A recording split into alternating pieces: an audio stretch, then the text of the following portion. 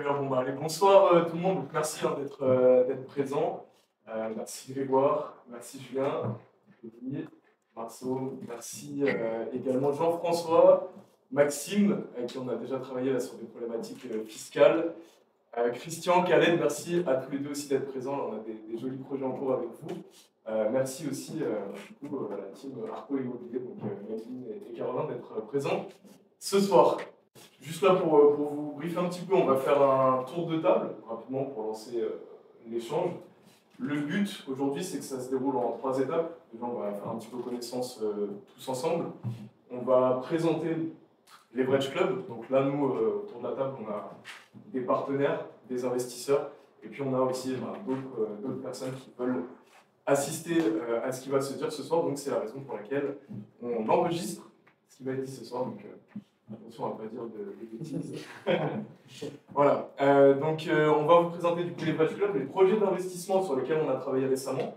On va en aborder 2, donc, ce qui explique aussi la présence de Nadine et de Caroline. On est ravis de vous avoir parmi nous ce soir. Et puis ensuite, on va les laisser du coup développer sur cette partie-là, donc sur cette partie de projets immobiliers sur lesquels on envisage du coup de collaborer à l'avenir dans une optique de long terme. Ce que je vous propose de faire, c'est qu'on fasse un tour de table rapidement pour lancer cet échange. Peut-être qu'en visio, vous voulez commencer. Khaled, est-ce que tu veux commencer? Khaled, Christian, Samuel, Maxime, on va tourner comme ça. Pour me présenter, donc avec Christian, donc on a une agence de marketing et de communication donc, spécialisée sportive de haut niveau et notamment football. Donc voilà, en 2 étapes, c'est communication, donc avec de la production de contenu audiovisuel, vidéo, photo, illustration, gestion des réseaux sociaux, média training, etc. Et gestion d'image, voilà, c'est vraiment tout ce qui va accompagner l'image du joueur. Donc en fait, on va, pendant un certain temps, entre guillemets, être propriétaire, entre guillemets, je le redis bien, d'un pourcentage de l'image du joueur contre des services. Donc notamment le rapprochement avec des marques, des sponsors, des publicités, des partenaires, etc. Donc voilà pour la partie communication et marketing. Et maintenant, je vais laisser parler Christian, qui lui est plus dans la partie sportive football. Je vais présenter Christian. Et Christian, en attendant, si tu peux essayer de voir juste, je crois que c'est ton écouteur Bluetooth qui déconne. Donc après, je ne vais pas le présenter mieux que lui-même, mais Christian, un ancien joueur professionnel, de 1997 à 2007, il a évolué c'est un footballeur professionnel. Il est passé par de grands clubs en Belgique et notamment Manchester City. Puis après, il a fait une dizaine d'années en tant qu'agent de joueurs en Belgique. Il a signé de très gros joueurs, notamment beaucoup de bons joueurs, des transferts de Kevin De Bruyne, etc. Qui est aujourd'hui donc manager de performance, qui accompagne les acteurs du foot et les hommes d'affaires. Désolé, est-ce que juste Christian, tu peux te mettre en muet parce qu'on entend l'écho de Khaled. Désolé. Ouais, pas de problème. Christian, essaye de te mettre en mute. Voilà. Donc voilà, qui est désormais donc manager de performance, qui se sert de son expérience acquise en tant que joueur et agent pour la retransmettre voilà, aux acteurs du monde du football directement. Et puis on s'est rencontrés. Et puis moi, j'aurais plus la partie digitale. J'apporte entre guillemets la fraîcheur et lui l'expérience dans la partie sportive. Donc voilà, j'espère avoir répondu à toutes. J'espère avoir bien présenté la chose, Christian, mais n'hésitez pas si vous avez des questions. Super, merci. Maxime, Jean-François, est-ce que vous voulez présenter également? Maxime, si vous voulez commencer. Oui, je peux commencer. Donc, bonjour à tous. Alors, effectivement, moi, je suis fiscaliste, juriste fiscaliste. Donc, j'interviens pour aider les personnes physiques et les personnes morales, donc entreprises, sur les questions fiscales, notamment fiscalité internationale. C'est ça qu'on s'est déjà entretenu avec Bastien, notamment sur les lectures des conventions fiscales et toutes les problématiques du lieu d'imposition pour savoir où est-ce qu'il faut être imposable à l'étranger ou en France. Et j'ai une autre casquette, je suis aussi youtubeur, on va dire. J'ai une chaîne aussi où je présente pas mal d'actualités en matière de fiscalité. Et voilà, donc c'est mes deux facettes, mais voilà, donc j'interviens uniquement sur les questions fiscales pour les personnes physiques et les personnes morales. Super, merci. Jean-François? Bonsoir, vous m'entendez bien? C'est bon. Super. Tout d'abord, je voulais remercier Bastien. Merci beaucoup de l'invitation. C'est cool d'être là ce soir, de participer voilà, en visio. Désolé, c'est un peu compliqué d'être sur Paris. Je suis moi-même sur Lyon. Donc, ça fait un petit bout de déplacement pour ce soir. Mais peut-être une prochaine fois. Je suis directeur associé d'une agence de prospection commerciale qui s'appelle Captain Prospect. Qui est aujourd'hui un jeune challenger, on va dire, et petit leader du marché sur la prospection commerciale B2B. On a un peu plus d'une centaine de clients actifs aujourd'hui. On s'occupe assez simplement de générer des rendez-vous et de décrocher plus de clientèle pour nos clients. Voilà. C'est donc Adrien, enchanté à tous. Moi, je travaille avec, je suis l'un des associés dans l'Average Club. Moi, je m'occupe de tout ce qui est plus technique, marketing, web, et je les épaule dans leur métier de gestion de patrimoine. Voilà, moi, je m'intéresse énormément aussi à l'investissement et à toutes ces questions-là. Je les épaule pour qu'ils fassent leur métier de manière la plus optimale possible et avoir des beaux projets, quoi. Super, merci. Sinon, on va commencer, on va passer à nous. Melvin, puis on va faire un peu dans l'ordre comme ça. Du coup, Melvin Laurie, donc ça immobilier personnel, et du coup, je travaille avec Carola sur la partie développement de ses activités sur un peu Paris, la Normandie. Puis voilà, agrandir le réseau, trouver de nouvelles opportunités, et voir les synergies qu'on peut faire un petit peu tous ensemble. Du coup, dans la Manche, je l'habite, et les principaux projets qu'on va commencer à proposer, ça sera partie de luxe de la Normandie, tout ce qui est de l'île, qu'on peut faire, trouver le côté sympa, vraiment colombage, le côté petit, de l'autre côté. Côté moins sympa. Oh là. Il y a des beaux trucs à rencontrer. Ah oui, la rive droite, elle est belle. La rive droite, elle est belle. On va essayer de le convaincre. Du coup, si vous avez à faire des choses comme ça sur la partie Normandie Paris, vous pouvez me contacter directement, il n'y a aucun problème. Et je fais la partie recherche de biens, négociation, travailler pour l'opération, puis la proposer jusqu'à la réaliser, le global terrain. Magnifique. Du coup, enchanté tout le monde, c'est Grégoire Cochet. Point de vue pro, je travaille pour EquiSafe, qui est une société qui propose des véhicules d'investissement et qui est aussi une société régulée, qui a un agrément de l'AMF et de la Banque de France. On a travaillé avec Samuel et avec Green Bull notamment précédemment et sûrement dans le futur aussi. Et point de vue en side project, je suis cofondateur de Phasis avec Marceau, qui est une société de conseil. Et point de vue perso, je suis tombé dans les cryptos quand j'étais petit, donc je suis mineur de Bitcoin à mes heures perdues aux États-Unis. Voilà. Super, c'est magnifique. Moi, je suis Upside, je suis un des fondateurs de Rentable, qui est aussi également une société. Je peux bien parler fort parce que le micro est là. Normalement, on entend tout, mais si tu veux bien, je recommence. Merci à toi. Je suis Upside, fondateur de Rentable, qui est également une société qui propose de la création de SPV comme EquiSafe a pu le faire. Avant ça, j'ai passé 6 ans en conseil en strat au BCG, où j'ai accompagné des grosses boîtes à 40 et ce genre de choses. Et depuis, avec Rentable, qu'on a créé il y a à peu près 1 an et demi, on a lancé d'abord 6 mois de légal pour encadrer tout ça, et puis depuis 1 an, à peu près 150 millions de deals. Principalement du certain, mais aussi un peu de vidéo, un peu de real estate. Donc c'est pour ça que quand j'ai terminé, c'était avec plaisir que je me suis lancé. Super. Avec tes goûts, de toute façon, on se présentera, on aura l'occasion de parler. Bon, avec moi, on reste dans la finance. Donc, je suis un ancien de chez EquiSafe, donc je connais bien les sujets que sont les vôtres, messieurs. Maintenant, je suis passé en banque d'affaires, donc M&A, FUSAC, levée de fonds traditionnelle, donc chez Odyssée, qui est une boutique M&A, et donc on fait Axitech principalement, du seed jusqu'à la série B. Voilà, globalement, ce sur quoi je travaille. Pas trop. J'aimerais qu'elle soit toute expérience financier, mais la réalité est tout autre. Ok. Je m'appelle Caroline Artaud, j'ai 3 activités. Une agence immobilière dans le sud de la France.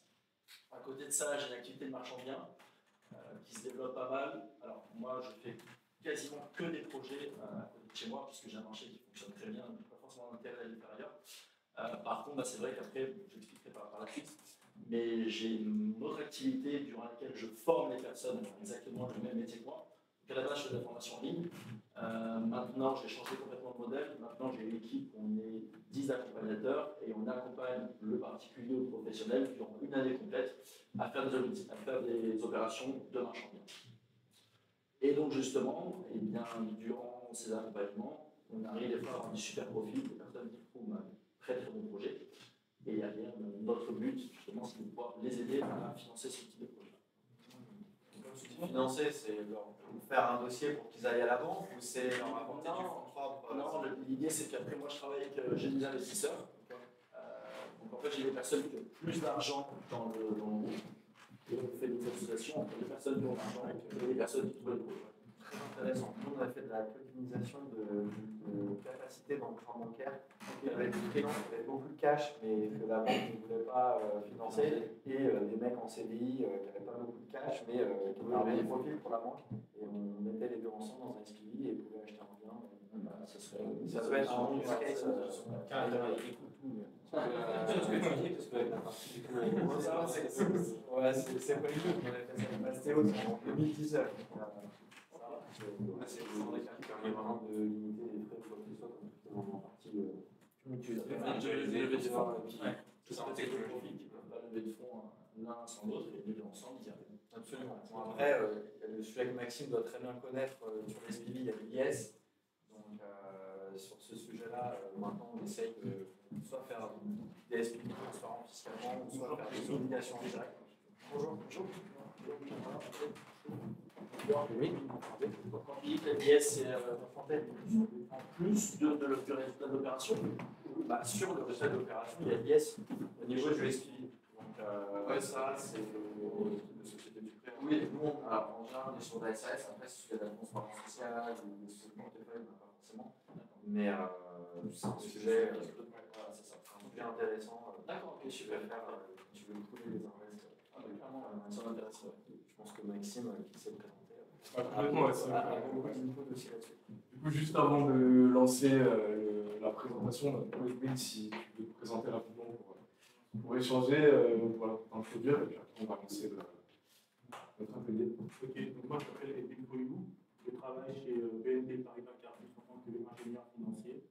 Donc on travaille dans la partie unité de compte, donc aux côtés des gérants d'actifs du fonds général.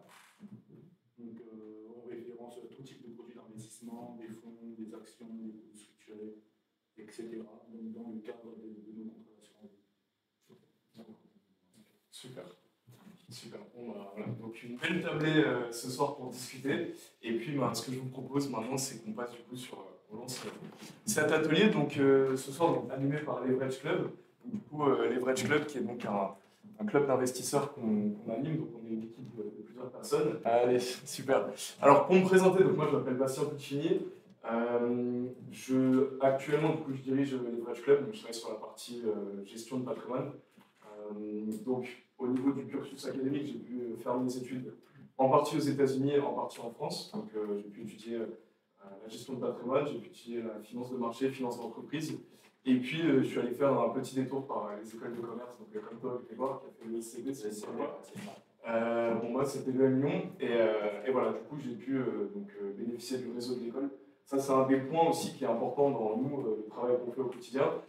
C'est que d'une certaine manière, on a à la fois du coup, cette casquette entrepreneur, self-made, on va créer notre réseau, aller chercher des connexions, mais on a aussi cette partie-là où on vient du système. D'une certaine manière, on est des produits des écoles de commerce, on a pu faire des stages dans des grandes entreprises, dans des banques, dans des cabinets en gestion de patrimoine.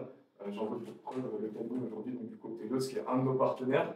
Voilà, donc du coup, ça c'est un avantage d'avoir vraiment cette double casquette et on le met à profit au quotidien dans les missions qu'on applique avec nos investisseurs.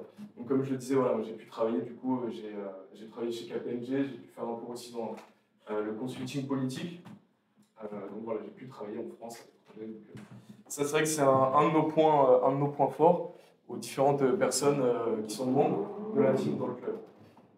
Nos missions, j'en ai listé 4 principales, mais grosso modo, voilà, ça va rejoindre ce que je disais. On va appliquer des stratégies patrimoniales pour nos investisseurs, personnes physiques ou personnes morales. On accompagne également sur du coaching, donc du consulting, du mentoring. On propose du coup aux membres qui sont dans notre réseau de se rencontrer entre eux, d'échanger entre eux. Alors ce soir, malheureusement, il y a 2 personnes qui devaient être présentes pour l'empêchement de dernière minute qui sont à Dubaï. On se développe beaucoup aux Émirats également. Donc voilà, on essaie de développer vraiment cette communauté d'investisseurs. On a des investisseurs à Genève, on a des investisseurs aux Émirats, puis on a également des investisseurs en France. Et on essaie vraiment du coup de développer ce réseau international. On peut aller finalement networker dans différents continents, différents pays, et tirer le plus de levier possible de ces collaborations internationales entre nos membres, nos partenaires et nous-mêmes. Et puis, la dernière mission, et pas des moindres, qu'on se donne également, ça va être d'aller sourcer des deals qui sont off-market. Donc, c'est-à-dire, l'objectif, c'est que pour toute la partie finance traditionnelle, on a des partenaires établis. On peut travailler avec des compagnies d'assurance, on peut travailler avec des compagnies qui font des levées de fonds, etc. Et on va également aller sourcer des opportunités d'investissement off-market. Donc là, typiquement, on travaille avec des chasseurs immobiliers, on travaille avec voilà, une quantité de personnes, et on va également, donc on va développer juste après, aussi créer nos propres produits quand on n'arrive pas à avoir tous les éléments pour faire nos propres recettes. Donc, au niveau de nos services, voilà ce que je disais, on a une partie retail. Là, au final, on va s'adresser vraiment à de l'investisseur mass market. On a une partie family office qu'on développe également. Donc là, plutôt avec des sportifs de niveau, notamment via le biais de Khaled et de Christian qui sont là à l'appel. Et puis également avec des networks donc, en France ou à l'étranger. Et là, une partie qu'on développe beaucoup également, qui est la partie corporate. Là, on s'associe notamment avec des experts comptables, avec des personnes qui travaillent avec des entreprises, des PDG, des DAF, et on essaie justement d'aller comme ça, créer du volume d'investissement et leur apporter des solutions d'investissement rentables, tout simplement d'optimiser la trésorerie de leur société. C'est quoi votre split pour Dubaï entre les... Là, pour l'instant, on a commencé par le retail, bien évidemment, parce que c'était vraiment notre manière de pénétrer le marché. Là, je dirais on doit avoir un 70% tu vois, sur du retail, et après, bien évidemment, le peu de clients, peu d'investisseurs qu'on va avoir sur du high net worth ou sur du corporate, forcément, on va apporter plus de volume de capital. Alors, au niveau de notre vision, généralement, ça c'est quelque chose souvent le métier de gestionnaire de patrimoine, c'est quelque chose qui peut apparaître comme très complexe et qu'on ne comprend pas toujours bien. C'est-à-dire qu'on est un peu partout, et les gens, des fois, pensent qu'on est partout et nulle part. Nous, la vision qu'on a et la manière dont on explique notre métier, elle est vraiment simple. C'est, grosso modo, on va chercher 2 choses. On va chercher l'excellence. Grosso modo, on va chercher à résoudre absolument tous les problèmes qu'un investisseur va venir voir. Alors, problème, bien évidemment, pas psychologique ou autre, mais problème financier, audio. Le reste, malheureusement, voilà, on a des coachs sur performance, on a des gens qui ont envoyé. C'est absolument Voilà, donc c'est vraiment nous, tous les problèmes financiers, patrimoniaux, juridiques, fiscaux. On a un investisseur qui nous appelle notamment, c'est dommage qu'il ne soit pas là, on avait un investisseur, donc Charlie, qui est aux Émirats. Récemment, voilà, il m'a demandé de valoriser pour lui un restaurant qu'il voulait racheter à Dubaï. On a pu bosser là-dessus et essayer de voir ça, comment est-ce qu'on pouvait travailler ensemble. Souvent, on enlève les épines du pied de nos investisseurs et on le fait avec éthique, transparence et excellence, bien évidemment. La deuxième partie sur laquelle on travaille beaucoup, c'est la performance. C'est-à-dire que peu importe le projet ou le profil qu'un investisseur va avoir, on va arriver avec des solutions qui sont calibrées et cohérentes par rapport à son projet. On a des gens qui sont jeunes, dynamiques, qui sont à 40 ans de leur retraite et qui nous disent nous, on peut faire beaucoup d'argent très vite.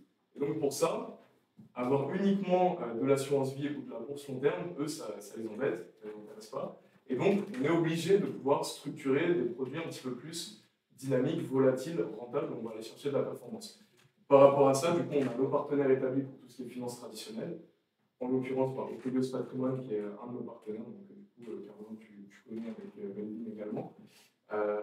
Contrat luxembourgeois, gestion de PEA, gestion de compte titre, on passe avec Equilios, c'est une super gestion. Maintenant, pour tout ce qui va être un petit peu plus dynamique, donc là, notamment, Thélie va venir parler, donc, qui est portfolio manager avec nous. On développe 2 grandes offres. Donc la première qui va être tout simplement d'aller chercher beaucoup de performances et de manière assez agressive sur les marchés. Grosso modo, on développe un fonds de trading où on essaie d'aller récupérer la performance de différents traders. On a une approche par le risque, en essayant bien évidemment de limiter les risques et l'exposition. Et le deuxième axe que du coup, on est en train d'étudier pour développer, et qui va se faire du coup avec vous, messieurs, et que vous allez nous présenter juste après, va être justement de développer un fonds immobilier où on va aller chercher beaucoup de performances, et notamment sur des projets marchand bien, on va pouvoir aller chercher de la plus-value plus récurrente, plus agressive que sur du patrimonial en direct. Je vais laisser Tévini nous expliquer du coup sur la partie nous qu'on développe sur le produit financier, et ensuite je reviendrai rapidement. Merci Bastien pour cette introduction. Je ne me suis pas présenté juste avant, c'est parce qu'on a évité les mouvements et répétitions. Donc, comme il a dit, moi au sein de l'équipe, je suis vraiment en charge de la partie gestion de portefeuille. Donc,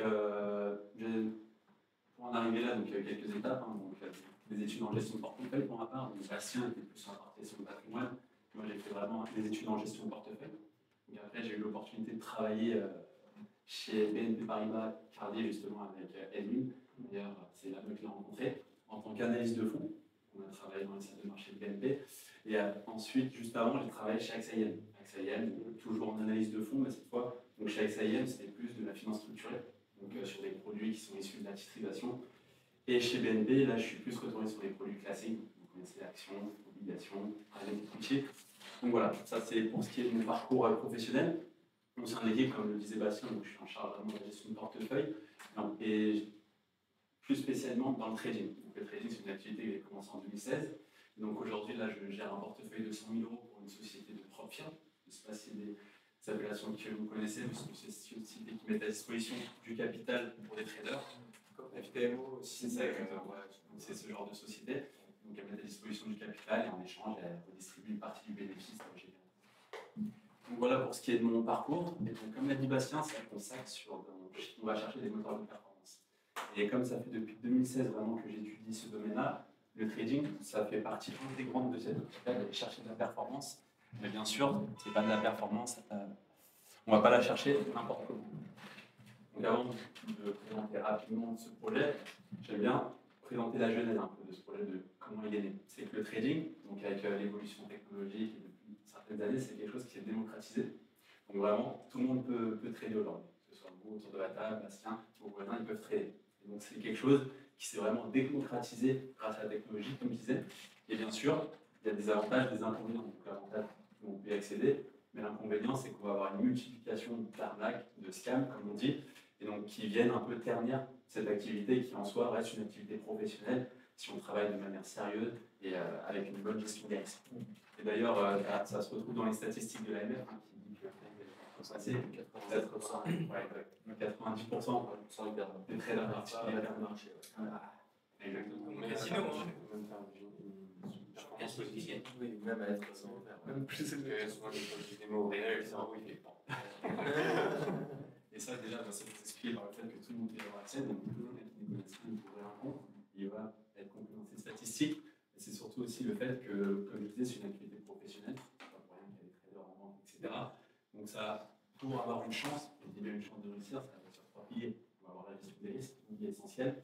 On va avoir la partie connaissance, on connaît bien sûr les produits sur lesquels on intervient. Et après, il y a la partie qu'on peut ou qu'on ne connaît pas forcément quand on ne traite pas, c'est la partie psychologique. Exactement. Donc vraiment, souvent, ce qu'on dit, c'est que le psychologique, c'est 80% du travail. La partie analyse, ça représente vraiment une infime partie, mais c'est la psychologie qui va faire la différence. Et donc, c'est pour ça que le trading, par contre, ce qui est intéressant quand on travaille de manière sérieuse, c'est qu'il y a un potentiel incroyable. C'est-à-dire qu'il peut y avoir de tout. Ce qui est important d'avoir conscience, c'est que tout est possible en termes de normes. Il n'y a pas de norme de rendement. C'est-à-dire qu'un trader, il peut faire du 10% au mois, un autre va faire 100%, un autre va faire entièreté de son capital. Tout est possible en trading. La question, c'est comment un trader va gérer ses risques pour obtenir la performance de manière durable dans le temps. Et donc, c'est sur toutes ces problématiques en fait, qu'on s'est axé. C'est-à-dire que je voulais proposer vraiment un produit qui soit, comme l'a dit Bastien, donc nous, on a une approche qui est par le risque. On ne va pas voir les rendements directement, on va vraiment penser en termes de risque. Et donc, le trading, ça offre un potentiel de rendement qui est très élevé. C'est pour ça qu'on est sur un investissement qui a haut rendement. Mais bien sûr, ce haut rendement, ça vous le savez très bien, risque-rendement, plus il y a de rendement potentiel, plus il y a de risque en contrepartie. Et donc l'idée, c'était vraiment de concevoir une solution d'investissement qui, à la fois, puisse profiter du potentiel de cette classe d'actifs, parce qu'on le considère comme tel, mais en même temps qui soit géré au niveau du risque, une bonne diversification du risque. Et c'est pour ça qu'on a conçu en fait une solution qui va vraiment être unique sur le marché, dans le sens où elle est basée sur la fusion de différentes stratégies de trading. On ne va pas être exposé sur une seule stratégie. L'idée, c'est vraiment d'aller récupérer dans ces 11% sur les 99% de traders qui perdent, aller récupérer les 11% de traders performants, dans ces 11%, aller récupérer les pépites et ensuite les intégrer dans un produit unique qui sera, du coup, qui profitera du potentiel de chaque trader.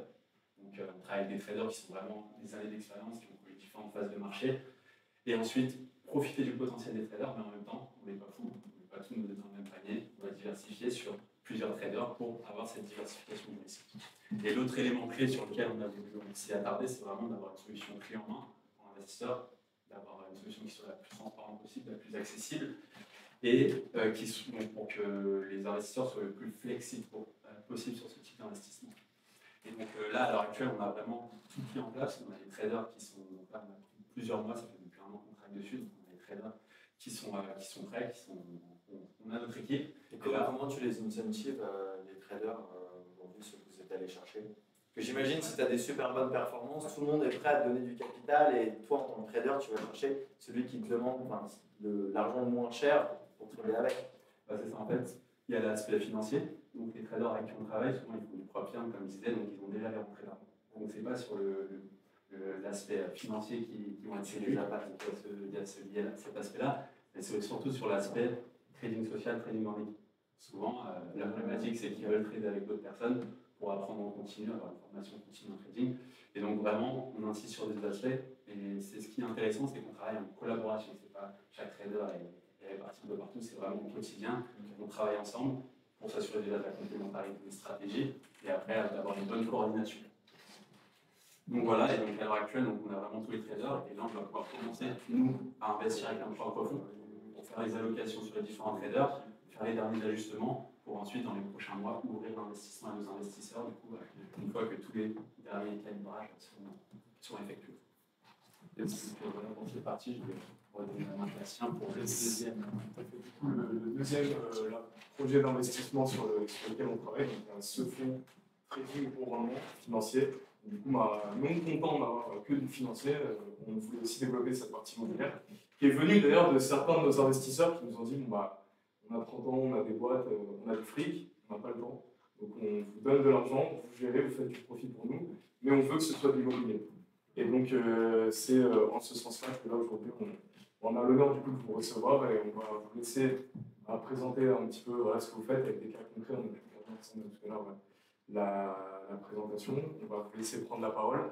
Et voilà, c'est vrai que nous on envisage effectivement de développer une collaboration avec ce fonds-là, par lequel on va récupérer des capitaux pour ensuite du coup, les répartir sur éventuellement vos projets. Donc du coup, on a Caroline Artaud et Melvin Bourri qui représentent Artaud Immobilier. Messieurs, nous vous laissons la parole. Super. Donc du coup, ce soir, on est là présent pour vous rencontrer tous. Parce que l'idée, c'est de créer une synergie un petit peu avec les différentes personnalités et activités de chacun. Justement, en partie de plateforme, levée de fonds, justement, récolte de fonds, et puis peut-être d'autres parties un peu plus structurées. Donc c'est vraiment intéressant de pouvoir tous vous rencontrer. C'est vraiment un plaisir. Et on va commencer du coup par Caroline. Alors, rapidement, comme je disais tout à l'heure, on a 3 activités, une agence immobilière, une activité de formation, une activité de marchand bien. Comme vous devez tous savoir, si vous faites un minimum d'immobilier ou si vous avez été lié à l'immobilier, on a toujours 2 problématiques principales. La première, trouver le bien. La deuxième, le financer. À partir du moment où on a le bien, on a le financement, si on a correctement investi et qu'on a les billes derrière, c'est vrai que ça déroule assez bien.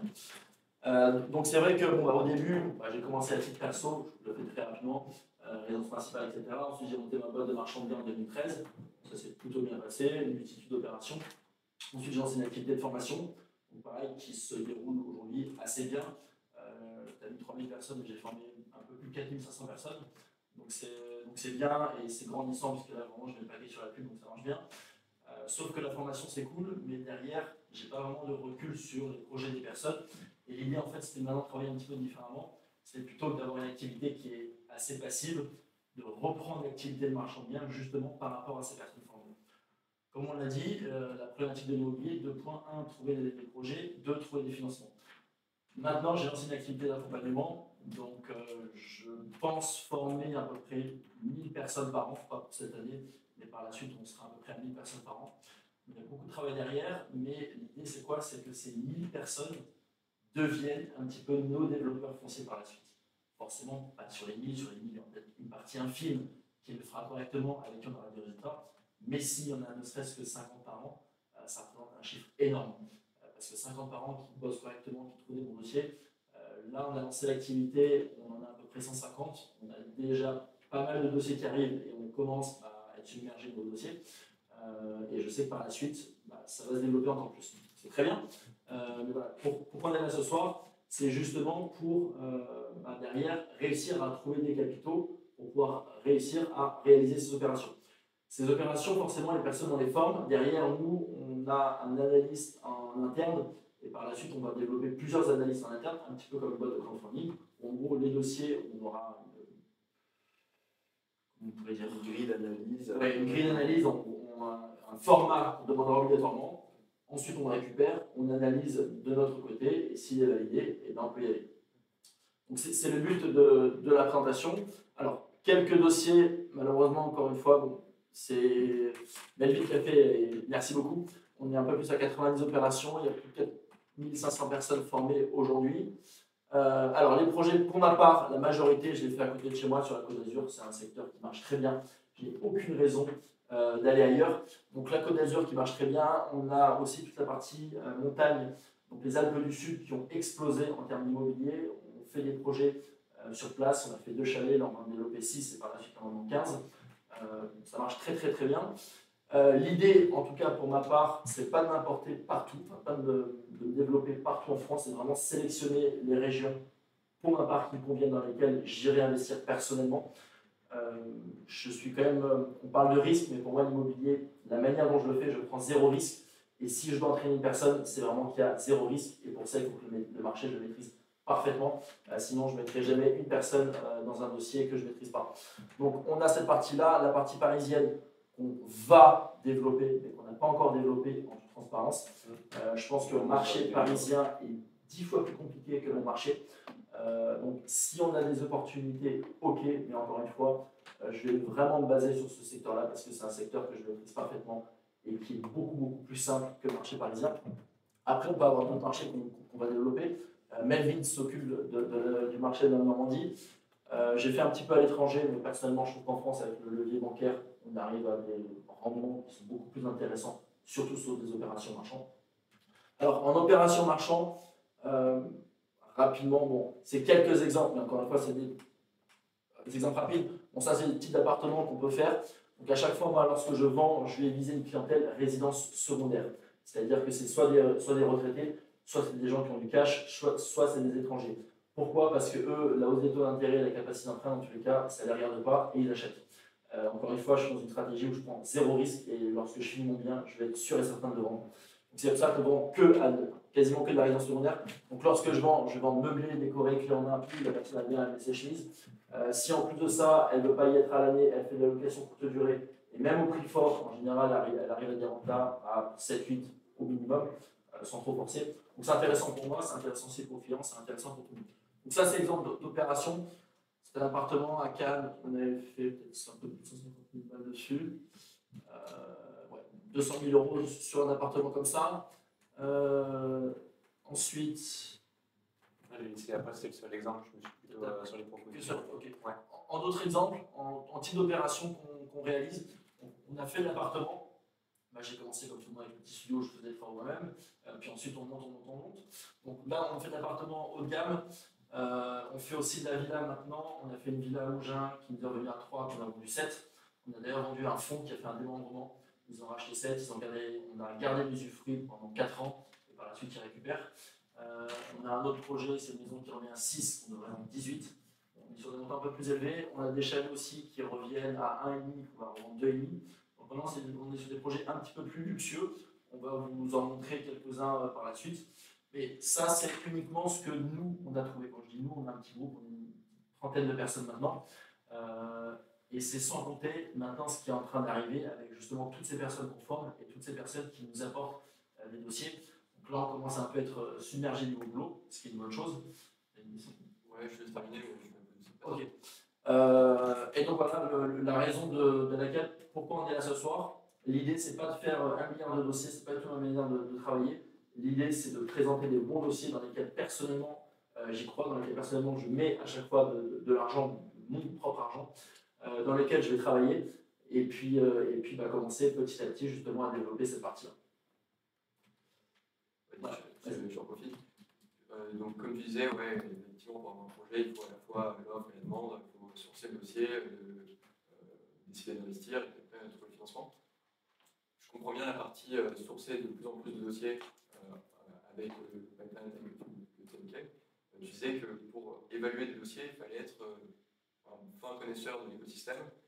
J'imagine que les dossiers qui vont arriver vont être un peu partout en France. Est-ce que tu vas du coup essayer d'investir ailleurs que dans ces géographies ou tu vas te concentrer sur les géographies que tu connais bien? Pour ma part, je vais rester là où je connais. C'est peut-être un petit peu stupide de ma part, mais je sais que j'aime vraiment bien, c'est ma manière d'investir en fait, c'est de connaître mon marché parfaitement. Voilà. Après, les autres produits qu'on proposera, on les maîtrisera, etc. Moi, personnellement, est-ce que j'investirais? Peut-être que je trouverai un deal de fou, je vais me dire, bon, peut-être c'est pas chez moi, dans tous les cas, c'est tellement bien que j'y vais. Là, j'ai des deals à La Rochelle, etc., que je trouve très bien. Mais pour l'instant, c'est trop tôt pour ma part, parce que je ne suis pas encore allé sur place, etc. Je ne me suis pas encore familiarisé avec le marché. Ça veut dire qu'on est deux ce soir, parce que du coup, moi, par exemple, je ne suis pas allé chez Carolin dans le sud de la France, j'ai essayé en me disant au début, ouais, on va le faire à distance et tout, avec Internet, on peut tout faire. Mais ça reste bien sa partie, parce que c'est lui qui connaît bien le marché, ça c'est super important. Et c'est pour ça que moi, personnellement, ça va être plus partie de Deauville, Trouville-Honfleur, la partie Normandie, mais je ne vais pas aller venir, par exemple, vous proposer un projet que je retrouvais moi-même dans le sud de la France, quoi que ce soit. On reste vraiment dans notre secteur, en regardant les liens du luxe, résidence secondaire, etc. Mais dans les secteurs que l'on connaît bien. L'idée, c'est pas de vendre du rêve ou ok, j'ai lu ça, j'ai lu sur 2-3 articles internet, ouais, le secteur il en fait une explosion, vas-y à fond. Non, l'idée c'est partenariat aussi de long terme, de nous confier également des fonds. Donc à nous aussi de bien faire notre travail, de bien sourcer, et puis d'aller jusqu'au bout et de réitérer les choses en fait. Donc, de toute façon, l'activité marche bien, en tout cas ma vision de cette activité-là, ne peut pas être dans toute la France. Et même en tout cas, là où je travaille, si je prends Cannes, je vais faire quelques rues. La rue d'à côté, je ne connais même pas et je ne vais même pas investir. Nice, pour moi, c'est un autre marché, c'est le bout de la France, j'y vais même pas. Et c'est comme ça que je vois l'activité de marchand bien. Et pour les personnes que je forme, je les forme exactement la même chose. C'est-à-dire que je les sectorise au maximum. Arrêtez d'aller chercher partout, vraiment sectorisez-vous au maximum et devenez le leader uniquement de ce marché. N'allez pas voir ailleurs. Mais par contre, l'avantage, c'est qu'on va avoir beaucoup de leaders de beaucoup de marchés. Ça, c'est intéressant. Alors, ensuite, à ce moment-là, je continue, Melvin. Je passe la partie pour investir ensemble. Comme ça, après, je te laisse reprendre sur les projets. Juste pour la partie pour investir ensemble, et après, je te laisse faire ta présentation. Bien évidemment, je suis passé par les banques, comme tout le monde au début, à titre perso, ensuite en marchand bien, avec toutes les contraintes que ça impose, mais il n'empêche que les banques financent encore bien le marchand bien. La hausse des taux d'intérêt, en réalité, en marchand, on est exposé sur une période très courte, donc on soit à 7, à 8 ou à 3, certes ça change, c'est pas non plus énorme parce que c'est sur un an. Par contre, bien évidemment, je ne suis pas illimité niveau argent, et deux, à un moment les banques me disent bon stop Carolin, on ne peut plus. Donc pour ça, j'ai des investisseurs privés qui ont des capacités d'emprunt. J'ai des investisseurs privés qui ont des capacités d'emprunt. On fait plusieurs solutions, soit on fait une SAS, moi je mets ma holding, eux ils mettent leur holding, on fait le dossier à la fin, ils dissouent la SAS. Soit on fait des contrats d'émission d'obligations, tout fonctionne correctement, soit on fait des SEP. Leur société se titre, et nous on va se titrer directement à SEP. Après, au niveau de la répartition, forcément, nous en tant qu'opérateur, on va essayer de demander le maximum, l'investisseur va essayer de demander le maximum. Moi, je pense que ce qui est intéressant, c'est de travailler à la confiance et au début de partir sur un deal qui fonctionne pour l'investisseur et qui fonctionne pour l'opérateur. Et puis petit à petit, si l'opérateur montre du sérieux, si l'opérateur montre une certaine récurrence, et un certain volume de travail, pourquoi pas justement essayer de notre côté d'avoir un petit peu plus de pourcentage. Voilà. En termes de pourcentage, en toute transparence, encore une fois, aujourd'hui, les deals qu'on a, c'est on a 50% du bénéfice, l'investisseur a 50% du bénéfice. Par contre, moi, je vais injecter 30% des fonds propres de l'opération, soit 30% de 20% de l'opération. Ce qui est de mon point de vue un bon deal, je ne demande pas forcément mieux aujourd'hui, sauf que mes investisseurs, eux aussi, ont un petit peu leurs limites. Et l'idée, justement, c'est de trouver d'autres partenaires, d'autres personnes, peut-être des poches d'argent plus conséquentes, pour justement encore développer ça. Je reviens une dernière fois, après je te laisse parler David. Encore une fois, moi je pense qu'il faut faire ses preuves, donc jamais je vous apporterai un projet trop bon en me disant voilà, ça c'est le premier projet, c'est un truc pharaonique, pas du tout. Je pars du principe que si je commence à travailler avec quelqu'un, on va commencer sur un petit projet. Moi je vais voir comment il va réagir, lui il va voir comment moi je vais réagir, et puis petit à petit on va gagner la confiance de l'un et de l'autre, et on va pouvoir monter en gamme dans un type de projet. Donc là on va vous montrer quelques projets. C'est quand même des projets en montant assez conséquents, on va pas se mentir, mais on a aussi des dossiers un petit peu plus légers qui peuvent se permettre à les investisseurs de se dire tiens, je me lance dans un petit dossier comme ça, entre guillemets un petit dossier, ça permet de voir comment ça fonctionne et puis petit à petit monter en gamme. Magnifique. Voilà. Je vais essayer de continuer. Allez. Donc, et du coup, pour rebondir sur ce que Caroline disait, effectivement, pour l'instant, chacun son secteur. Donc, Caroline, effectivement, vous allez peut-être sur des montants un peu plus gros parce qu'il connaît aussi bien son secteur. Moi, pour ma partie, sur la partie Normandie et Paris, ça va être pour l'instant sur des petits projets. On va être, par exemple, sur Deauville actuellement, c'est des projets qui sont autour du coût de revient entre 450 et 500 000 euros. Donc là, on est pour l'instant sur ce coût de revient-là. Et peut-être après, plus tard, effectivement, en gagnant de l'expérience, on est sur des projets simples, c'est du ragencement intérieur. On n'est pas sur la surélévation, la construction. Voilà. On reste pour l'instant, petit à petit, on apprend à connaître le secteur, on commence à créer bien un réseau, et petit à petit, on entend toujours dans cette idée de sécuriser les choses, pas de faire n'importe quoi non plus avec nos partenaires. Juste compléter la partie normale.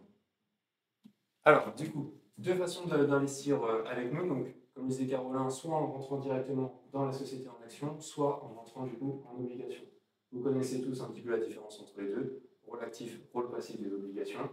Les obligations, c'est très intéressant parce qu'on est en rendement fixe, on est sécurisé parce qu'on est en créancier, donc on est la deuxième rang derrière le banquier. Par contre, effectivement, on a un rendement plafonné et du coup, il y a des frais importants qui peuvent se mettre. Alors, les plateformes, justement, nous facilitent certaines choses et permettent de lisser un petit peu les choses, mais ça peut encore rester assez freinant dans certaines situations. Et également, ça nous permet, des fois, les obligations, ça fait faire rentrer pas mal de personnes, parfois dedans, donc il faut la bonne gestion. Encore une fois, les plateformes sont là pour nous aider. Et encore, c'est moins compliqué d'avoir un registre d'obligataires avec plein de personnes qu'avoir plein de personnes dans ta table de capitalisation en action. C'est ça. Donc, côté porteur de projet, je préfère les obligations. Les obligations, à partir d'un certain montant dans le projet, ça peut être intéressant parce que c'est quand même un rendement qui est assez fort. En fait, souvent, on est sur 10,5, plus cher que 4,5 de levée de fonds. Donc, suivant la taille du projet aussi, ça s'adapte. Par exemple, sur des petits projets comme moi, comme je démarre actuellement sur Deauville, vers les 580, utiliser le système d'obligation, ça va être compliqué. Par contre, sur une grosse villa à 6 millions rendant 18, bah oui, effectivement, là, le système d'obligation, voilà.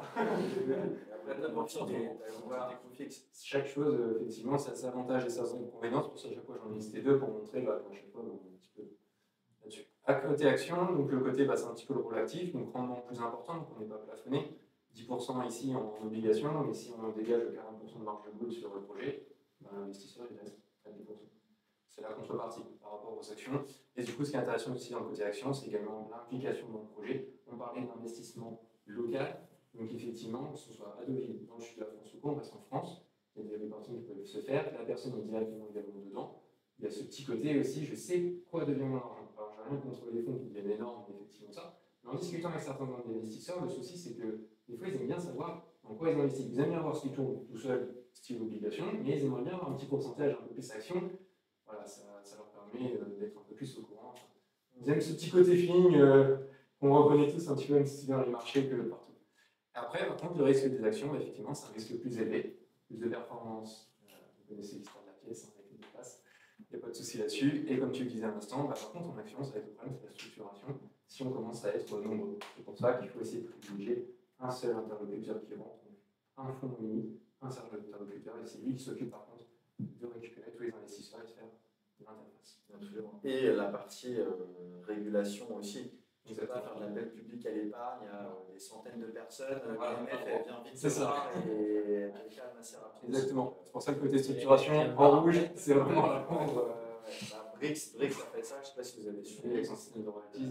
Et là, ils sont requalifiés direct. Bon, maintenant, ils ont le PSFP, donc ils ont retenu là-dessus. Et comme quoi, du coup, ça appuie bien le fait que la structuration, il faut vraiment faire attention, ça peut vite devenir complexe, on fait appel à plein de monde. Absolument. C'est un très bon retour d'expérience que tu nous partages. Du coup, cas pratique numéro 1, donc, comme le disait Caroline, l'idée c'est que sur une opération, c'est de mettre le minimum d'apport, profiter en France du levier bancaire. Donc sur l'apport en fonds propres qu'on peut faire dans un projet, on peut faire la répartition investisseur 70% et le marchand 30%. Travail d'équipe, comme je disais, c'est-à-dire que le marchand en fait, va s'occuper de trouver le bien, le négocier, l'acheter, gestion des travaux jusqu'à la revente. Grosse partie terrain, très chronophage, mais bon, après c'est son travail aussi également, ça part dans l'opération. Et la partie d'investisseur, donc la partie financière, donc apporter les fonds propres, gérer pareil au niveau des frais financiers, et s'il veut aller jusqu'à trouver un financement. Donc après, ça dépend encore une fois, c'est un travail d'équipe, les tâches peuvent se répartir différemment, mais elles sont bien établies dès le début, avant de commencer l'opération. C'est pas en cours de route, on se dit finalement. Il y a des choses quand même carrées qui sont passées, vous connaissez. Comme le disait Caroline, du coup, au niveau des répartitions, quand le projet se finit, donc on est sur la marge brute qui est répartie, donc là 50-50, comme le disait Caroline, l'idée c'est de chacun doit être gagnant aussi dans l'opération. Le travail, ok, peut-être que le marchand va apporter moins de fonds propres, mais tout le travail qui va avoir passé, le chronophage, prise de tête, résoudre des problèmes, voilà, ça se paye aussi, ça se modèle. Donc l'objectif, de toute façon, dans tous les projets, effectivement, les projets sont bien analysés, ils ne sont pas proposés pour rien. Il y a 3 scénarios qui sont établis à chaque fois, vous les connaissez avec la représentation, de toute façon, le scénario worst case, le conservateur et l'optimiste. Et l'idée, c'est un projet n'est pas validé si en scénario worst case, il n'a pas minimum 20% de marge brute dans le scénario pessimiste. Sachant que 20 points de marge brute, forcément, ça fait sur l'investisseur un retour de 50% de marge par rapport à ses fonds propres. Oui. Voilà. Le retour sur les 100, en un an, il sort à 50 de plus. Donc on est même au-delà du trading. Il y a juste la liquidité qui se rajoute, mais on espère que ça va bien plus vite. Donc, c'est une partie qui est intéressante. Quel numéro 2, parce que la question a été posée. Juste s'il y a le levier bancaire. S'il y a le levier bancaire. Oui, s'il y a le levier bancaire. Si ça n'a pas de levier bancaire, alors là, il va y avoir Ah oui. Je vais faire le prêt. Non mais, il faut. Cas pratique numéro 2, le marchand de biens met 0, l'investisseur met 100%. Parce qu'effectivement, il y a certains projets, comme on disait, qui vont avoir des quantités. Bien sûr, il faut bien respecter les choses et bien les processer. On les valide bien, on les analyse correctement, et ensuite, il y a vraiment le feu vert, on y va. Par contre, parfois, le marchand de biens, il n'aura pas forcément la liquidité, parce qu'en termes de planning, des choses comme ça, plusieurs opérations, il ne peut pas le gérer. Encore une fois, c'est un sujet que vous maîtrisez bien. Et c'est du coup une des questions qui a été posée. Imaginons que l'investisseur, il veut vraiment mettre 100% des fonds propres. Comment ça se passe? Même principe, travail d'équipe, parce qu'on est toujours sur des systèmes d'action. Donc, travail d'équipe, on se répartit les tâches, comme dans le cas numéro 1. Sauf que dans la pratique, du coup numéro 2, l'investisseur récupérera 100% de la marge de brute. Du coup, le marchand de biens, lui, comment il se paye? Il se payera du coup en tant que prestation de service, donc déjà apporteur de l'affaire, c'est-à-dire qu'il aura trouvé, négocié, bloqué, donc soit en un compromis ou en temporisant justement la signature. Vous avez un mandat avec À ce moment-là, il y a une partie mandat de recherche qui se met en place. Je fais un mandat de recherche. On fait un mandat de recherche et après on prend une commission comme ça. Ou s'il y a déjà une commission de l'agence, on prend une autre commission en tant que chasseur de marché. Ok. Ouais. Je ne sais pas si vous voyez Mastéos. Ouais. Moi j'avais bossé avec eux sur un projet et c'était exactement ça. D'accord. Bah, tu vois, est-ce que la surperformance ou pas? Pardon, de carry interest, des trucs comme ça? Non. Non. Et même en termes de pourcentage, on est très variable parce qu'il y a des opérations où même à 800 000, 1 million, si on prend un pourcentage, même 4-5%, derrière la personne ne fait pas 20 points, donc c'est pas le but. Donc on peut se limiter. Des fois, j'avais un dossier à 250 000, la personne gagne tellement qu'on a pris quasiment 10% d'honoraires. L'idée, quand même, toujours dans cette idée de construire toujours, vous voyez, pendant le travail d'équipe, c'est que tout le monde doit se rémunérer au travail d'équipe se fait, et c'est pas une sorte de se plomber derrière. Si on propose un projet, la personne doit avoir une fois, et puis après derrière. C'est ça. Le problème, c'est que nous, on veut justement pouvoir enchaîner et construire le réseau, donc on ne peut pas se permettre de faire comme ça. Je sais pas, dans les valeurs, tout simplement. Et après, la deuxième prestation de service qu'il peut avoir, du coup, c'est l'assistant maître d'ouvrage. Donc, continuer de sourcer les artisans, faire travailler le réseau, suivre tout le chantier jusqu'à la commercialisation. Attention, juste sur cette partie-là, pour ma part, je ne peux en aucun cas m'avancer que que je pourrais gérer dans tous les cas dans le sud de la France, par exemple, la partie MAO, bien évidemment, parce que j'ai des limites. C'est pas possible. Donc je préfère aussi l'annoncer, c'est que soit des fois on va déléguer cette partie-là, on va dire je peux vous recommander telle personne, si ça fonctionne tant mieux, si ça ne fonctionne pas, ne venez pas me voir, c'est simplement la recommandation. Mais la partie AMO, ce n'est pas une partie que je peux garantir à tous les investisseurs. Je préfère le dire. Ça reste assez limité parce que l'idée c'est quand même de faire aussi de la qualité. Par exemple, moi, dans mon cas, quand on m'a demandé le prévisionnel que je pourrais fournir, par exemple, dans la région, je sais que j'aurai 2 appartements, par exemple, sur Deauville. Après, je pourrais en avoir 2 sur Paris également dans l'année. Ça me fait 4 chantiers à suivre, où il faut vraiment que ça aille bien propre. Ça sera le grand maximum en AEO. Parce qu'après, effectivement, l'idée, toujours le partenariat, le travail d'équipe, de se faire confiance, montrer aussi l'excellence pour rejoindre les valeurs de Leverage Club. Donc, l'idée, c'est pas d'exploser tout. Après, on peut recommander des personnes, si on a déjà travaillé avec, et honnêtement, moi, ça m'est déjà arrivé de dire, je suis désolé, sur ce secteur-là, j'ai eu quelques échos, tout ça, mais je ne peux pas te conseiller. Et la personne le prend très bien, il n'y a pas de souci, le sent. Ça fait partie de la règle du jeu et ça fait partie de l'honnêteté et la transparence qu'on veut aussi faire transmettre aux investisseurs. Et du coup, pareil, objectif 20% de minimum de marge, même dans ce cas-là, où le marchand bien, du coup, il n'aura pas comment dire, de pourcentage sur la marge brute du projet. Par contre, également, on pourrait se poser la question, ouais, mais le marchand, il fait juste la prestation de service, puis il est payé, et bien, s'il n'a pas de surveillance ou quoi que ce soit. Alors l'idée, c'est pareil, c'est du coup sur la partie Normandie, avec un peu des chefs de secteur, en fait, du coup, on est aussi responsable, on engage aussi un peu notre réputation. C'est pareil, si on fait la prestation, on prend le chèque et on s'en va. Dans le long terme, comme on va faire pour travailler avec vous, on n'est pas bon. Et l'idée, c'est que même si on ne prend pas de marge sur la marge du projet, on est payé en prestation de service. Pour moi, ça nous permet quand même de continuer à faire travailler le réseau, continuer à faire travailler les artisans, continuer à faire le sourcing des biens. Parce que c'est pareil, quand il y a plein de projets qui arrivent, à un moment donné, si on dit bah non, j'en prends plus jusqu'à la fin de l'année prochaine, ok, voilà, là, on reste quand même toujours une petite porte ouverte pour continuer aussi de travailler le réseau, parce que ça c'est important, et toujours le maintenir, parce qu'une fois que le réseau s'écroule, il y a un monde qui vient vous remplace, après il faut redémarrer le réseau, et là c'est encore une pente. Sauf après qu'on a vraiment la réputation qui est là, à ce moment-là, après c'est très très fluide, c'est plus quoi faire des couches. C'est pas d'arriver. Donc voilà, sur cette partie-là. Et les obligations, vous connaissez le schéma. Donc le marchand bien met ses fonds propres, une partie des fonds propres, l'investisseur du coup structure la chose en obligation, rémunéré de 7 à 12% suivant le risque qui est pris, c'est pareil. Si on est juste sur un réagencement d'appartement, on est sur moins d'un an. Par rapport à quelque chose où on va tout péter, on fait la surréalisation, on fait une reconstruction totale, il y a beaucoup plus de risques qui sont pris, donc forcément les rémunérations, ça encore une fois vous connaissez, le pourcentage en moyenne, si je me trompe c'est 10,5 actuellement un petit peu sur le marché que l'on trouve. Donc après on rajoute le levier de la banque, on fait l'opération, on fait la revanche.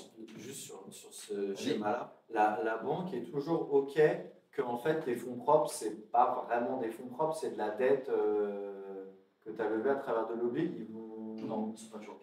Ouais, parce que nous, il faut proposer le projet entier. Il y a beaucoup de banques qui veulent absolument que ce soit du vrai fonds propre. Exactement. Exactement. Parce que à nous de trouver des solutions pour le masquer. Exactement. Voilà. Mais dans les banques, on ne peut pas. Alors, OK. Ils ne sont pas d'accord sur 100% des fonds propres. Ils peuvent être d'accord, par exemple, sur 50 ou 60% des fonds propres, mais pas forcément d'accord sur 100% des fonds propres. En tout cas, pour les premières opérations. Et encore ça va, moi avant j'étais chez WeSeed, il y avait des promoteurs qui venaient, ils faisaient 2 OP de crowdfunding pour leurs fonds propres, mais 2 fois la même OP, tu vois. Et ils avaient le double de fonds propres nécessaires, et alors que la banque disait expressément aucune opération de crowdfunding, tu sais. Donc il y a toujours des moyens de passer à travers les mails du filet, mais ok, vous avez quand même cette problématique-là aussi, ça me rassure. Oui, c'est pour dire que vraiment ici, il y avait des solutions pour faire passer. Absolument, on avait trouvé des petits, on avait craqué le modèle, et les banques ne voyaient que du fait. C'est une autre question. Mais c'est pour ça que du coup, le côté obligataire, il y a quand même ses inconvénients sur pas mal de sujets. Et dans le cas du marchand où on veut aller assez vite, du coup, là, on se retrouve un petit peu bloqué. C'est des choses qui sont actionnables, des leviers qu'il faut avoir à l'esprit, qu'il faut pouvoir maîtriser et utiliser, mais dans certains projets vraiment bien spécifiques. Voilà, c'est à partir d'une certaine masse critique où là ça devient intéressant, mais sinon. Et tu rajoutes quand même la difficulté avec les obligations par rapport à des actions d'actionnariat classique, dans une SPV ou dans un projet de société spécifique SAS. Après, le cycle sortie, remboursement in fine, investisseur, remboursement des obligations plus intérêt, et le marchand qui récupère 100% de sa marge nette, du coup, parce que tout le monde fait ça. Donc voilà, cette partie-là, obligation, c'est un peu le côté à étudier, mais on va privilégier quand même la partie actionnariat. D'ailleurs, c'est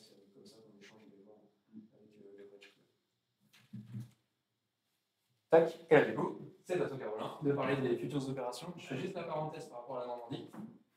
Excusez-moi, je t'ai fait longtemps. C'est pour le fait. Je te mets ça plus sympa que la Normandie. Il y a quand même des nuages, hein. Moi je dis ça.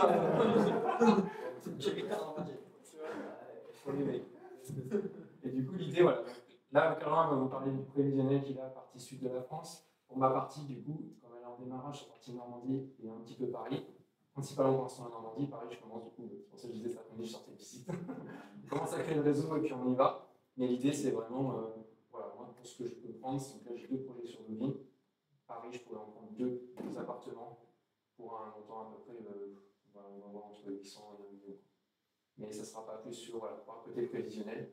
Après, du coup, on communiquera dans son sens, on communiquera du coup directement avec Bastien là-dessus. Dans un premier temps, pour démarrer petit à petit, comme disait Caroline, commencer à bien maîtriser son secteur, être sourcé et surtout proposer des opérations qui sont le risque qui est maîtrisé et sécurisé. Maintenant, on parle du sud et de son beau soleil. Bon, rapidement, ça c'est les dossiers qu'on a en cours. Comme ça, je vous montre un petit peu ce qu'on fait maintenant. Ça, c'est une villa qui est à Cannes, qui fait 272 mètres carrés, qu'on a eu à 2,2. Quand vous regardez sur Immodata CDF, vous regardez le 5, là on achète de 2, vous regardez le 3, qui a exactement la même vue, tout pareil. Elle s'est vendue 21 000 € le mètre, sachant que nous on l'achète moins de 10 000 €. C'est vraiment le 3, elle est collée, elle est rénovée, elle a la même vue, etc. Donc c'est une belle villa, entre guillemets, bien évidemment, le but c'est entièrement modernisé. Bon, moi j'adore les villas contemporaines, surtout à Cannes, c'est ce qu'il faut faire, ça cartonne. Donc là, on refera entièrement une villa contemporaine. Donc 5 chambres ensuite, bien évidemment obligatoire, piscine miroir, salle de sport, salle de cinéma, appartement de gardien. L'idée, c'est d'apporter tous les produits, tout le luxe dans des villas. Même si en prix de sortie, on va être à 4 millions, ça reste quasiment de l'an. C'est pas d'entrée de gamme, mais par rapport aux prestations qu'on va mettre dedans, ça ne se trouve pas dans des villas à 4 millions.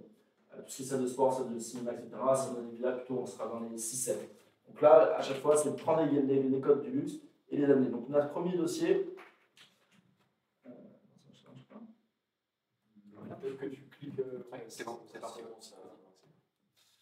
Ok, on a ce premier dossier avec les différents prévisionnels, donc les différents chiffres à chaque fois en termes de marge.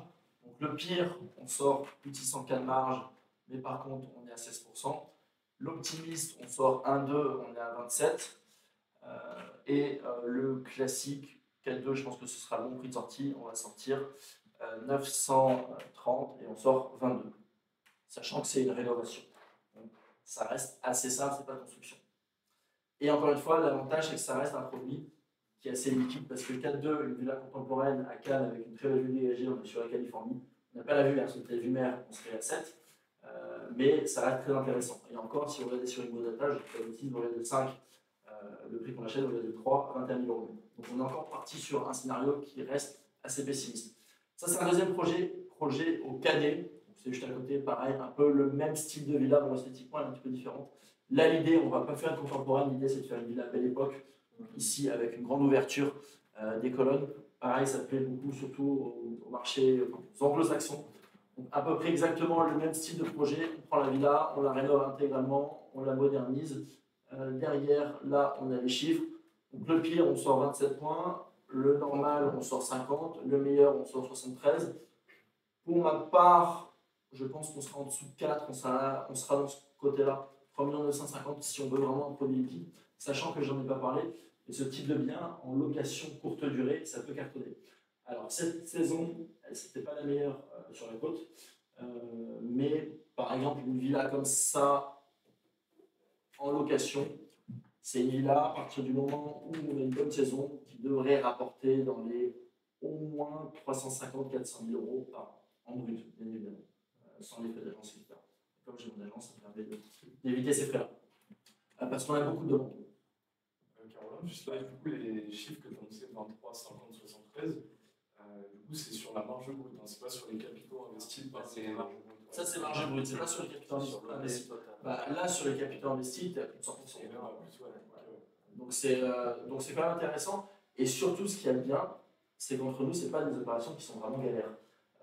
Parce que certes, on fait des travaux, mais il n'y a pas de construction, etc. Ça reste assez simple. J'ai fait de la construction, j'ai fait de la promotion, plein centre-ville d'Antibes, avec des grues partout. C'est beaucoup plus de boulot administratif. Là, on a le terrain, on n'est pas sur le voie publique, c'est quand même beaucoup plus simple en termes de travail. Donc ça, c'est ce qui est intéressant aussi, c'est qu'en termes de boulot, ça va quand même beaucoup plus vite. Ça fait 12 ans que je fais ça sur la côte. Je ne connais pas tout le monde là, mais j'ai un petit réseau au niveau des artisans, au niveau des architectes, etc. Donc j'ai des gens qui bossent correctement. Donc ça aussi, c'est cool. Pareil en termes de prix, comme au début j'ai commencé, je faisais une grosse partie moi-même. On va dire qu'on ne prend pas trop pour un lapin de 6 semaines, parce que je sais de quoi je parle, donc ça c'est aussi intéressant. S'il faut mettre la main à la pâte, ça me plaît clairement, donc je le fais avec les artisans. Et ça permet vraiment d'avoir des prix en termes de réno qui sont hyper intéressants. Pareil, on fait pas des devis délirants. Exactement. Et surtout aussi, ce que je dis un petit peu à tout le monde, l'avantage entre guillemets que j'ai, le petit avantage, c'est que comme je suis assez exposé sur les réseaux, etc., derrière, moi, une boîte, je peux lui apporter aussi pas mal de clients, je lui fais un peu de pub, ça peut lui rapporter pas mal de monde. J'ai des partenaires avec des boîtes comme ça, ce qui permet, moi, de leur faire qui me font des travaux, en gros, à titre content, à titre gratuit, content, et derrière, je leur fais de la pub et ils ont du projet. Donc, c'est intéressant. Donc, ça, c'est un autre dossier qui est cool. Ça, c'est l'idée, c'est ça qui est intéressant, c'est le marchand de biens. Maintenant, on n'est plus dans la personne un petit peu dans le recoin, un petit peu la personne qui est un peu sombre, toute seule dans son coin. On est vraiment un marchand de biens 2.0, c'est-à-dire qu'on fait des vidéos, des stories. L'idée, c'est vraiment de travailler ce réseau. C'est pour ça que l'idée d'actionnariat, même à 100%, c'est que le marchand, du coup, à côté, peut continuer à travailler son réseau pour maîtriser tous ses coûts de travaux et ses coûts, ses artisans et tout ça. En fait, ça permet aussi tout ce côté-là. Donc, ok, par contre, il ne se fait pas de marge sur la marge du projet, il est payé en prestation. Par contre, à côté, il a quand même un sacré retour en notoriété, en image et tout ça, qui est super importante aujourd'hui, en fait. Aujourd'hui, un artisan, quand vous les trouvez, vous avez tous des proches qui font des travaux vous-même. Compliqué. Par contre, si vous avez quelqu'un qui vous travaille régulièrement, qui est content de vous, qui est comme ça, il ne se fait pas de soucis, parce qu'on connaît bien aussi les promoteurs pour aller changer sur la partie Normandie. Fin d'année, il y en a un paquet qui s'inquiète. Aujourd'hui, vous toquez pour dire ouais, j'ai un projet en fin d'année, gros œuf, machin, construction, vous êtes le roi du pétrole. Donc voilà toute cette idée aussi qu'on a derrière. Ça, c'est un autre projet à Mougins, un peu plus costaud en termes de montant. On a 21 000 m² de terrain, ce qui est énorme encore sur la côte. Il n'y a plus beaucoup de foncier, donc c'est vraiment très important. On est dans un domaine privé qui est très prisé. Mougins, je pense que vous connaissez tous. Voilà, c'est juste au-dessus de Cannes, donc c'est un point qui est quand même assez demandé. On a une belle vue dégagée. Attention, la photo est bien prise, on voit très bien la mer, mais ça c'est la photo. En réalité, on a une très belle vue dégagée. On a un bel aperçu mer, pas non plus la pleine mer. Voilà. Exemple encore de chiffres sur cette opération. Sachant que là, vraiment, on a pris un prix de vente assez bas. De mon point de vue, on sera encore une fois plutôt sur un prix de vente comme ça. Donc ça reste intéressant, c'est des bons projets. Là, on sort 36 points, on sortira à moins de 9, on sort 36 points. C'est quand même intéressant, sachant que quand on regarde ce qui s'est vendu à côté, on s'est vendu à 21 000 € le mètre. Et nous, on a pris même 22 000 € le mètre. Et nous, on a pris 17 000 le mètre. Donc ça reste, on a encore de la marge. Autre dossier qu'on vient de sortir il n'y a pas longtemps, donc c'est une villa qui est plutôt centre-ville de Cannes. Donc pareil, projet d'achat-revente, cette fois-ci on sort 40 points, plus de 40 points de marge brute. Assez simple, on fait une rénovation, on fait un couloir de nage, pas une piscine, donc moins de 10 m² pour sortir du permis. Et ça, ce qui est top, c'est que c'est des maisons un petit peu plus centre-ville. Il y en a très peu à Cannes si on veut avoir tout à pied. Donc c'est pareil, c'est hyper intéressant. Là, on a les chiffres, on a un coût de revient à 1,4 et on a un prix de sortie à 2 millions. Sachant que là, j'ai rajouté ma commission de 60 000 € dans le prix des biens FA. En réalité, on est à moins, parce que c'est un projet justement, je ne peux pas tout faire, que je voulais partager aux investisseurs. Donc ça, c'est le type de dossier qu'on a actuellement sur la côte. Et voilà. À chaque fois, je vous ai marqué plus d'informations sur demande, et n'hésitez pas des fois à nous solliciter. De toute façon, on passera avec Bastien du coup là-dessus pour communiquer. Pareil, en fait, l'idée à chaque fois dans tous ces projets-là, vous l'avez bien remarqué, c'est du luxe, résidence secondaire, des choses qui sont assez liquides pour toucher vraiment une partie de la population. Aujourd'hui, on voit vraiment que le marché est déchiré entre deux. Je discute encore avec des notaires. À l'époque, on avait peut-être même sur Canal de Ville des endroits, ça fait 30 ans que c'était comme ça, pas de travaux. C'est très propre, c'est entretenu tout ça, mais c'est ultra vieillot. Et ça partait à 9 000 mètres, 9 500 sans souci. Sauf qu'aujourd'hui, les gens font quand même plus attention, même si on est quand même sur des prix importants, ils laissent ces biens-là. Donc aujourd'hui, on a vraiment une opportunité que si on travaille sur ce marché-là, Bah, du coup, Je saurais les réalisations qu'on a fait aussi, parce que là c'est à faire. Ça c'est une villa, on a 1800 mètres carrés, donc c'est la grosse villa que je vous disais à 18. Je ne sais pas si vous voyez. Donc, on a 3 piscines, piscine intérieure, 2 piscines extérieures. C'est une piscine de 25 mètres, on a 1800 mètres carrés de villa, donc salle de sport, salle de cinéma, la totale. 1 hectare de terrain, jumelle panoramique. Et à chaque fois on meuble, on décore, on fait clé en main. Ça a été loué justement pour le mariage d'un footballeur. C'est la première personne qui l'a loué. Ça, c'est l'exemple de villa. Qu'est-ce que d'autre? Vous l'avez vendu combien celle-là? Non, pour l'instant, elle n'est pas Elle est encore en location. location de durée, le temps de. Avec ton agence. Exactement. Je ne suis pas le seul à la louer, à la gérer. Mais ouais, est-ce que j'ai la villa trop fier à ça? Magnifique. Voilà. Ticket d'entrée. Alors, ticket d'entrée, bonne question. Comme je le disais, nous, ce qu'on va plutôt rechercher, c'est d'essayer d'avoir le moins de personnes possible sur un seul projet. Parce que sinon, après, c'est compliqué à gérer. Donc, c'est plutôt. Ouais, ce qu'il faudrait, c'est réfléchir. Moi, par exemple, sur mes projets, pour faire les 2 appartements, c'est 300 000 € de ticket. Pour, si on a un financement à 30% d'apport. Après, bien sûr, avec les partenaires, si on descend l'apport, ça fait monter. Pour faire les 2 appartements. Là, ticket d'entrée, au minimum 50 000. Vraiment grand minimum. Parce que sinon, c'est ça. C'est que c'est l'intérêt aussi pour nous, justement, on a passé avec des SPD pour structurer justement plein d'acteurs qui pèsent chacun 1 million, 1,5 million. Exactement. Et ensuite, les structurer nous et les envoyer dans les projets. Comme ça, on a un seul interlocuteur, c'est pour résoudre ce problème de structuration de coûts que Bastien peut apporter. Sachant que là où aussi je voyais, dans ma communauté, justement, j'ai une base avec 50 000 personnes, j'ai l'ordre des financières qui font une grosse partie. L'idée aussi, c'est pour structurer ces personnes-là. Moi, j'ai plusieurs personnes à chaque fois qui veulent des tickets de 50, 100, etc. Donc, ça me fait beaucoup de contrats à chaque fois par avocat, etc. Peut-être l'idée va passer par vous pour eux, tout leur argent, le mettre dans un véhicule et ce véhicule ensuite vient investir. Moi, ça fait qu'un seul véhicule qui vient investir. Donc, c'est quelque chose qu'on peut parler. Peut-être juste pour inclure aussi les gens qui sont dans la visio. Ouais, est-ce que vous avez des questions peut-être dans la visio? N'hésitez pas à activer vos caméras. Donc, du coup, si les personnes en visio, voilà, si vous voulez intervenir, interagir avec tout le monde, c'est le droit, on va tourner la caméra vers vous. N'hésitez pas. Je sens qu'il y a des choses dans la tête de Christian pour ces jours de foot là, qui se passe. En tout cas, super présentation, vraiment très très intéressant tout ça.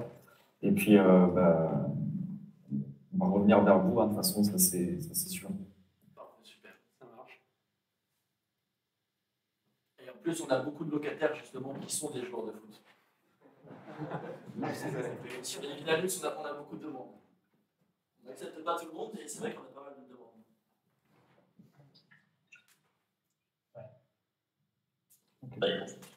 Je rebondis par rapport à ça. C'est vrai qu'en tant qu'agence de com, on voulait justement créer une petite partie conciergerie. Donc, si on peut s'entendre sur de la location, sur des choses comme ça peut être pas mal, sur des biens immobiliers exceptionnels. Moi, j'ai une agence aussi immobilière où je fais de la gestion locative, justement, que des propriétés de luxe. D'accord. C'est quelque chose qu'on peut aussi traiter. On a loué par exemple une villa pour le Festival de Cannes pour l'anniversaire de Naomi Campbell.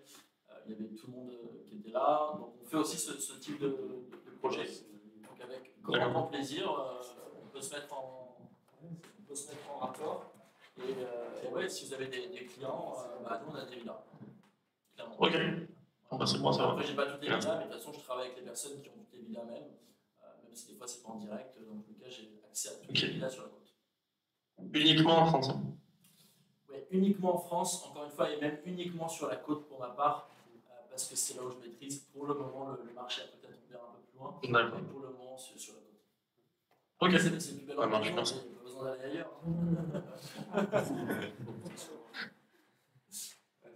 Il y a des Français différents, c'est les choix. Après, il y a aussi d'autres choses, par exemple, dans le cadre de placement patrimonial, qui nous donne des dire, sans travaux qui sont un peu market ou quoi que ce soit, il y a des choses aussi. Hein. Par exemple, là, dans le réseau de ce que j'ai, c'est Biarritz, une vue océan, il n'y a pas de souci. Il y a une villa à Monaco. Il peut y avoir aussi un château à Marseille, des vignobles à Cassis. Bien sûr, je tiens à préciser, en tout cas pour ma part, vraiment, la spécialisation, c'est le marchand de biens. La transaction, c'est quelque chose que je vais développer aussi. Par les réseaux, c'est assez simple pour développer cette partie-là. Mais vraiment, la spécialité, même si on doit faire du placement pour des footballeurs ou pour X personnes, ce sera sur des opérations courtes et des opérations marchands. Et la majeure partie, pour le moment, sur la côte, encore une fois, parce que c'est la chose que je maîtrise parfaitement. Et si j'embarque quelqu'un, pour le moment, c'est dans quelque chose que je suis sûr à 100%. C'est rassurant aussi, hein. C'est-à-dire que pour nous. Je préfère aussi le dire. Voilà. Je ne pourrais pas trouver pour l'instant des deals sur des hôtels particuliers à Lévis ou je sais pas. C'est ça pour le moment. Pour le moment, après, on verra. Ouais, c'est ça. Là, c'est le début en fait pour pouvoir faire, pourquoi pas, un partenariat, une synergie de travail, justement dans la continuité. Et puis après, on verra comment les choses se développent. Tout à fait. Maxime, Jean-François, si vous voulez intervenir ou peut-être rebondir sur des choses qui se sont dites, n'hésitez pas.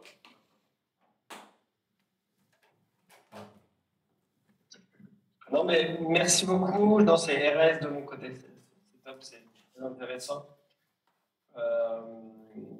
C'est con parce que demain j'ai une petite signature aussi d'investissement qui se fait demain, mais je le garde bien en tête, c'est super intéressant de pouvoir investir ensemble, je trouve ça très bon. Et merci en tout cas pour la présentation, très cool. Super, merci beaucoup. Merci. Et voilà, en tout cas, merci à vous. Merci beaucoup. Présent. Merci beaucoup. Merci à vous. Merci pour la Merci à vous. présentation. Merci.